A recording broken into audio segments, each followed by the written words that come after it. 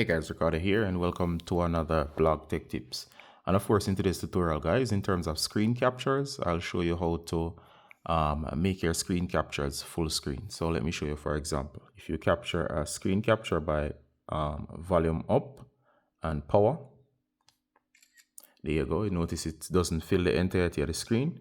I have to tap, and I'll show you in this tutorial how to make your screen captures full screen. So notice when I take the screen capture, it actually requires that I tap, and of course I can tap here and then say save as a photo, as a file, or quick note, or copy and delete, or delete screenshot.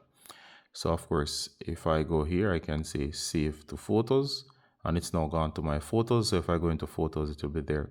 However, what if you don't want it to be that small preview? I'll show you to do a full screen capture in terms of the full screen. All right, so in order to do this, go to your settings.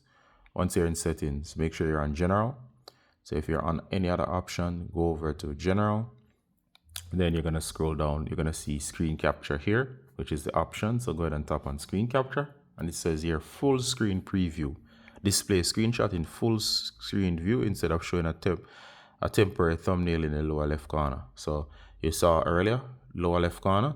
If you want to turn off that behavior, turn this on. So now you'll get those full screen previews. So here we go. So now check this out. So when I tap now, it goes straight to that option instead of going to that miniature version. All right, so you see I don't have to tap it anymore. It gives me a full screen preview, and from that full screen preview I can automatically be led here, and I can make my edits as towards the screenshot, and I can simply tap and hit save to photos, and now it will be saved after I make my edits.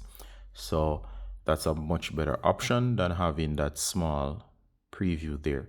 All right, so I hope that was useful in terms of your screenshot. So now you know to take a screenshot and how to modify the settings to make sure it comes as a full screen preview, which is more intuitive as to how it normally is. Hope that was useful guys, and see you in the next one. Bye.